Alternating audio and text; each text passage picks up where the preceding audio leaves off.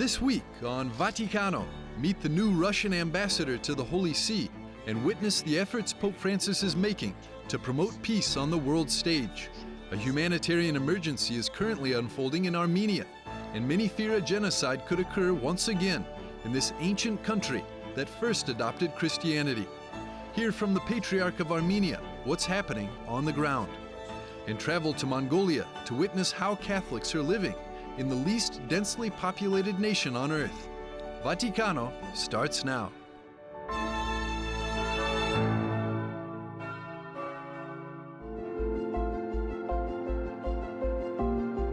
Pope Francis on September the 18th met with the newly appointed Russian ambassador to the Holy See, Ivan Soltanovsky.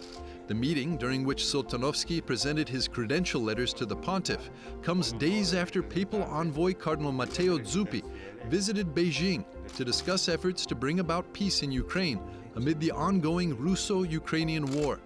The 68-year-old is a career diplomat who was appointed by President Vladimir Putin.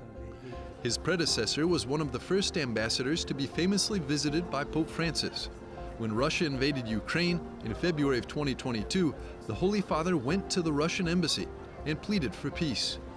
The atmosphere of the meeting was friendly, and the two men discussed, in particular, the mission of the papal special envoy to Ukraine, Cardinal Matteo Zuppi, aimed at solving a number of humanitarian issues.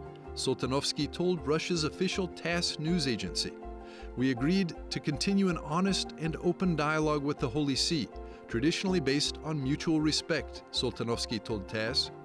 While serving as Pope Francis's peace envoy, Zuppi has made several diplomatic visits across the world to promote peace between Russia and Ukraine, including stops in Kiev, Moscow, and Washington, D.C. Pope Francis has condemned the war and called for peace in Ukraine on numerous occasions, but has also occasionally received criticism from Ukrainians for the way he has expressed himself. Russia and the Holy See restored full diplomatic relations in 2010, after maintaining limited diplomatic relations since 1990.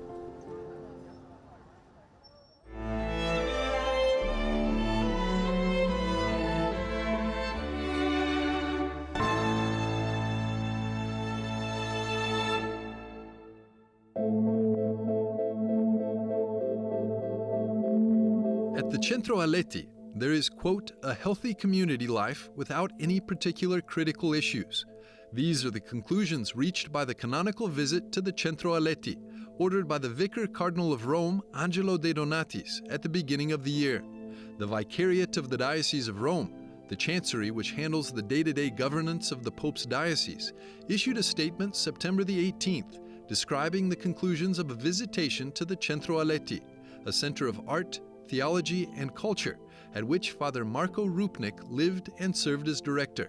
Rupnik, a famed Slovenian artist, was charged with sexual, spiritual, and psychological abuse. Last June, Rupnik, who remains a priest, was dismissed from the Society of Jesus, in accordance with canon law, due to his persistent refusal to observe the vow of obedience. The new laudatory statement from the Diocese of Rome came after a September the 15th audience with Pope Francis and Maria Campatelli, an Italian lay theologian who currently directs the Centro Aleti and who has defended Rupnik against the abuse charges. Additionally, there are, quote, legitimate doubts concerning the excommunication imposed in May of 2020 on the then director of the Centro, Marko Rupnik, for the, quote, seriously abnormal procedures followed in formulating the request for this ecclesiastical penalty. The Centro Aleti, initiated in the early 1990s and later developed and grown under the authority of the Society of Jesus, became a public association of the faithful of the Diocese of Rome in June of 2019.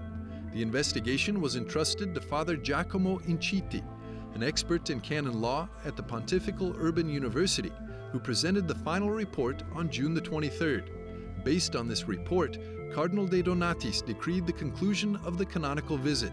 Reaction to the statement in the Italian media has been broad and at times critical.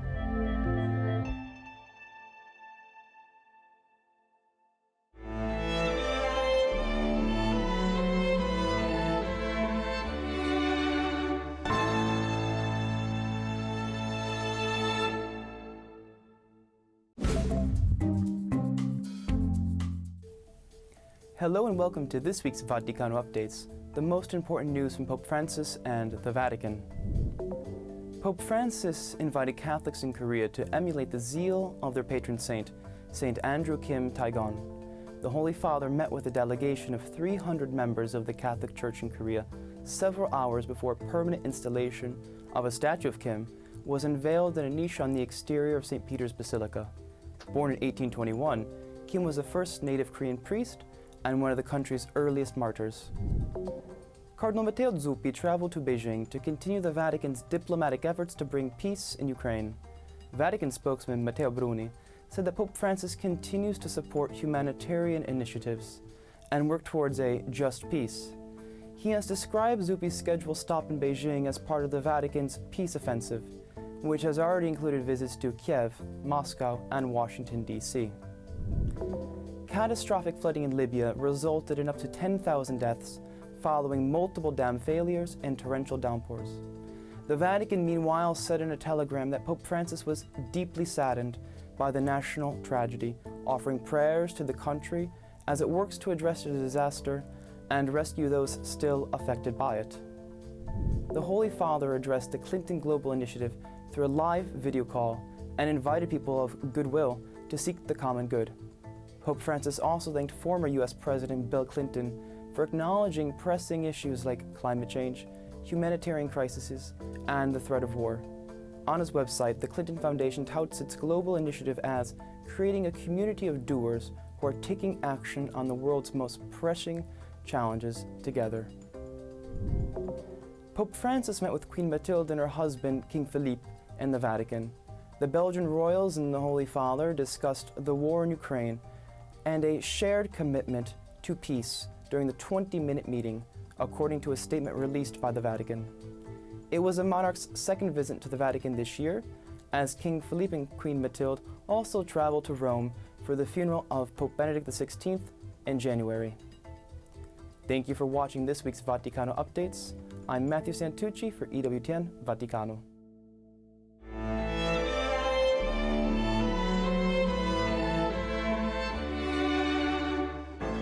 In a few moments, we'll be back with more on Vaticano.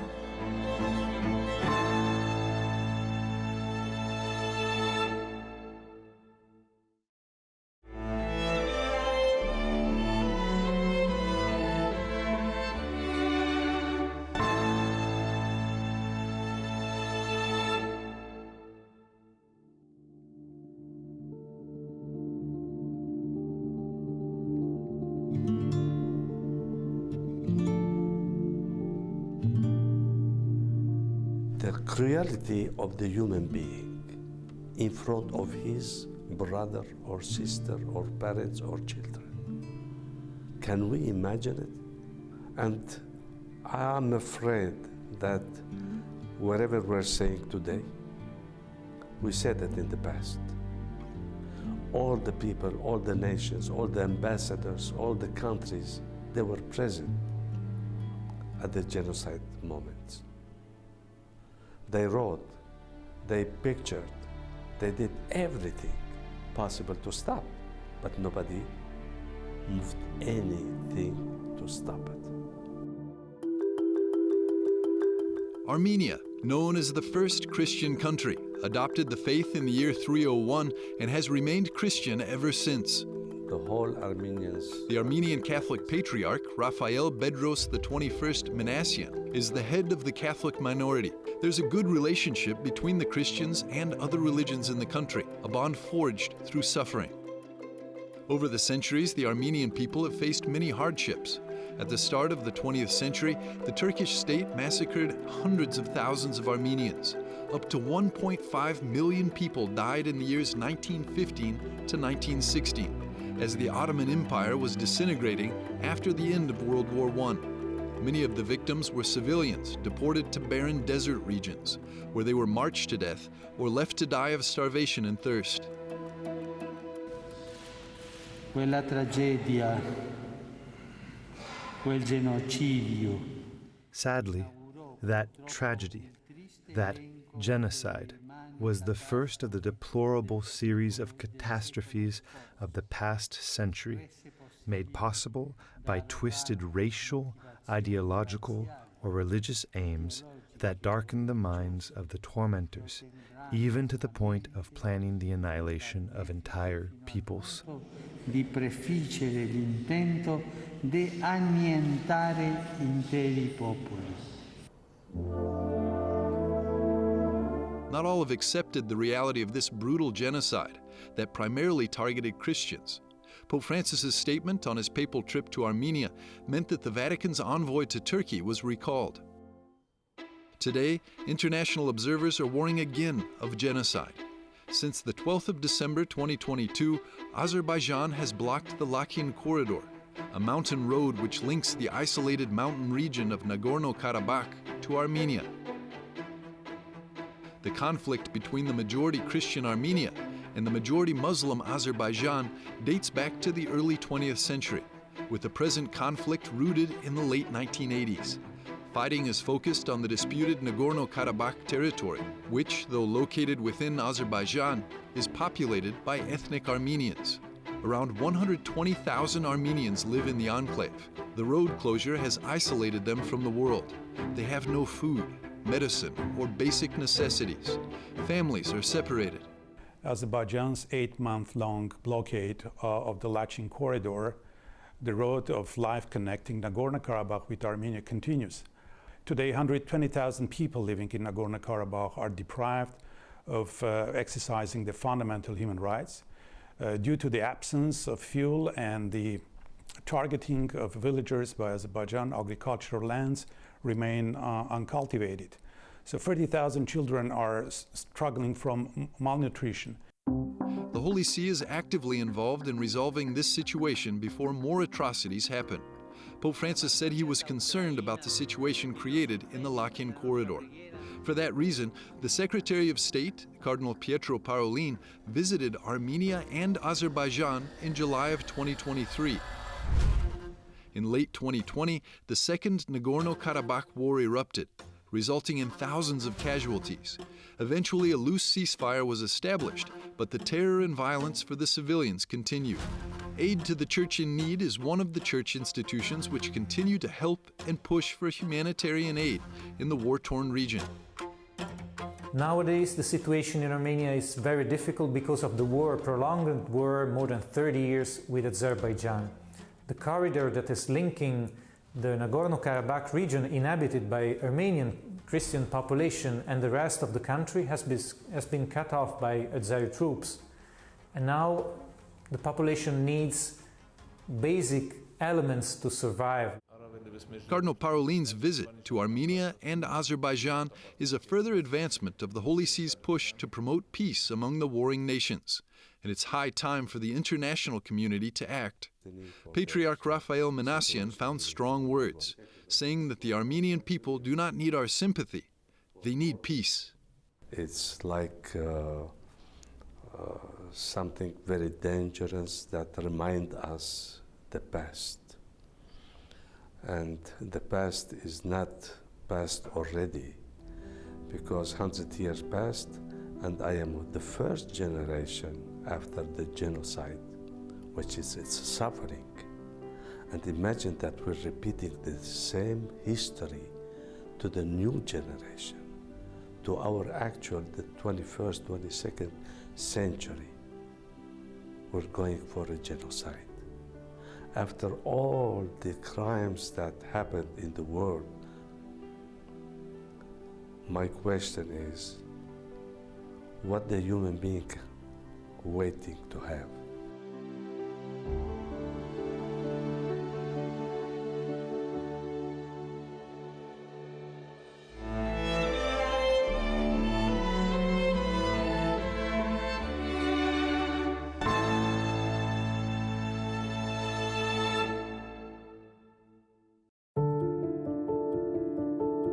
Heroism, faith, unity. These three characteristics were exemplified by the Ulma family.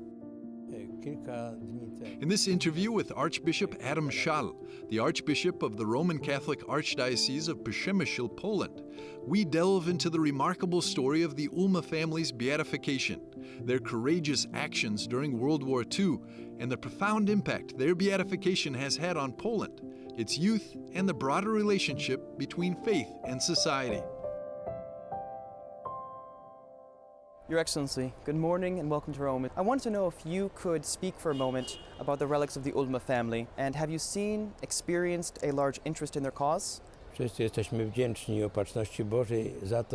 We are all grateful to divine providence for having reached this special moment in which the beatification of the family of Joseph and Victoria, together with their children, is taking place for us, the residents of Poland and the inhabitants of Podkarpacie. Now, it is a special gift from divine providence in these very challenging times for the Catholic Church and for the family.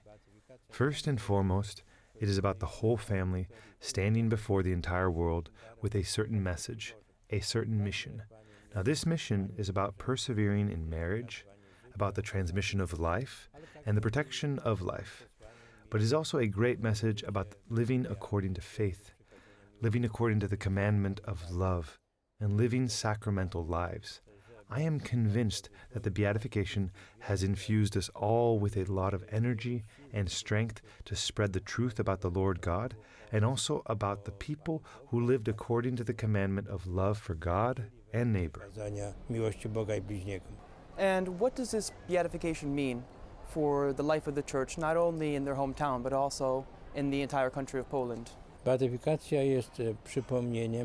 Beatification is a reminder of the great work that can be called a heroic work, in which people sacrifice their lives and health to save others. Now, only in Poland,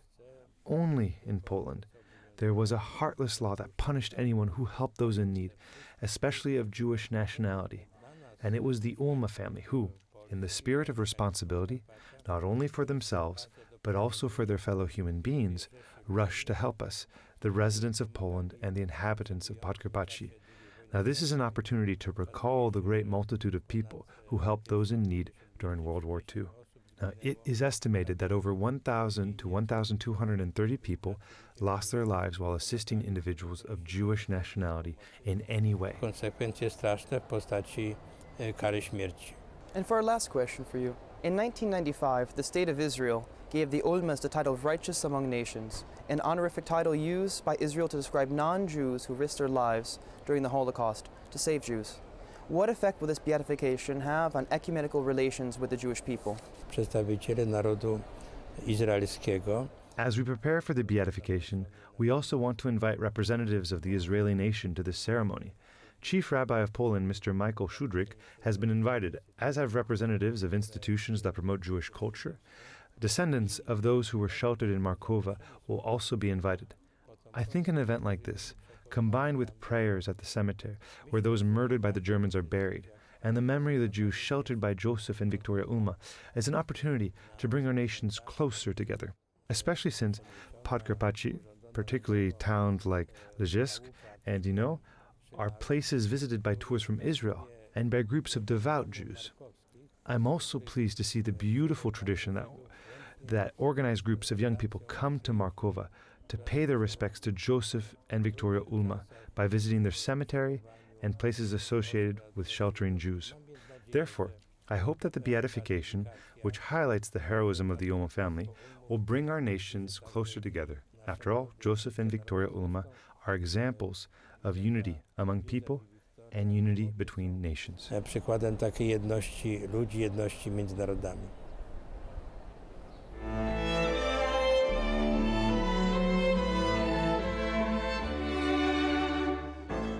We'll be back after a short break with more on Vaticano.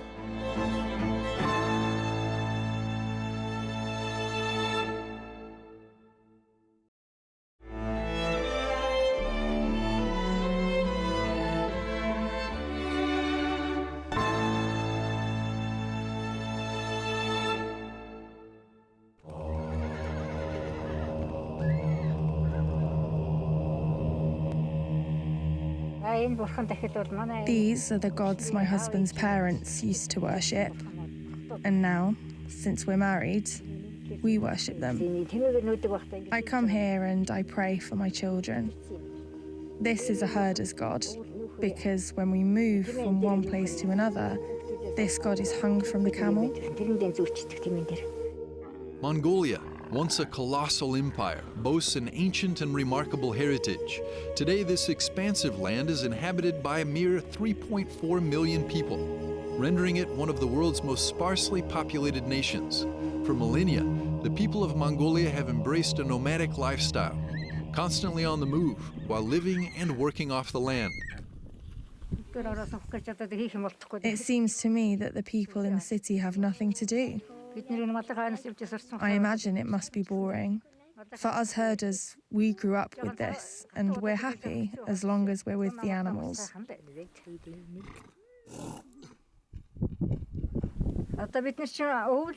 We both come from herder families, and being a herder means there's always a lot of work to do. Have you ever heard of the Catholic Church or Pope Francis? No, I haven't been to any of the foreign churches. Sometimes when I go to the city, I go to the Buddhist cathedral. Buddhism stands as the predominant faith in Mongolia, with approximately 52% of the population adhering to it. Shamanism, a belief system centered on communing with spirits and facilitating healing, also holds a significant place in the country's identity and culture. In stark contrast, Catholics constitute a minuscule fraction of the populace, making up less than 1%. Over the past 3 decades, the Catholic Church has been gradually growing in Mongolia, although not without its challenges. Ulaanbaatar, the capital city, is home to half of Mongolia's population, approximately 1.3 million individuals. It's in this bustling city that we find the Augustin family, comprised of Yaslav and Siernarov, both university professors, along with their son and daughter.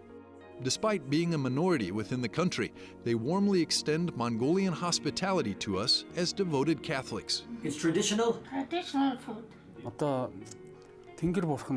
I wanted to get closer to God. And the Catholic Church has its own theology and rich history. So it wasn't a random choice that I got baptized as a Roman Catholic. Was it difficult for you to become a Catholic and embrace the faith when it's not in your culture or your traditions? A person seeks truth. And what is the truth? My husband, my husband's friends, the priests in the church, they all explain the meaning of truth. So that's why it's easy for us to believe. When you decided to become Catholics, what was the reaction from your friends and family? Well, they generally don't say it to our faces, but sometimes we do feel cast out. They say things like, you know he believes in Jesus. He got brainwashed. They say these things. But it's the belief in Jesus that matters. That's what's important.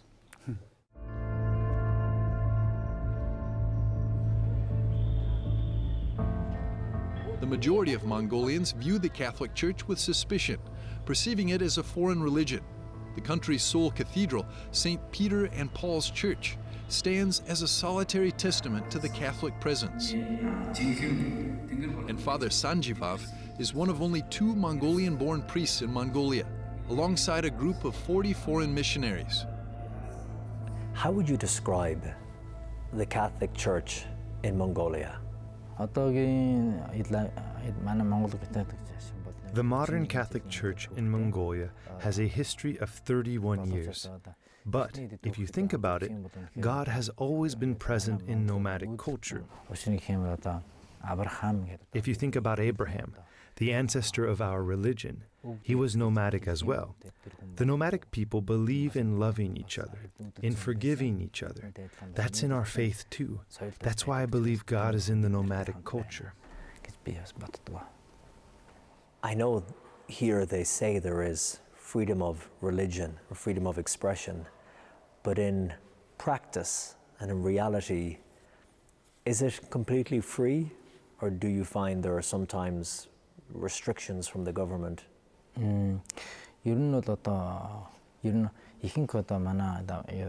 Since most of the religious Mongolian people are foreigners, there are problems with visas and with permits for the church. Every year we have to apply for a permit, and we have to give a report to the authorities about our work. But we are trying to work through it step by step. There is also this perception that people connected with the Catholic Church are foreigners, with money, who are rich. This too can cause problems. It's hoped that the visit of Pope Francis uplifts the small Catholic community and transforms the broader perception of the Church here in Mongolia. We are so happy to welcome the Pope in our country. It's beautiful.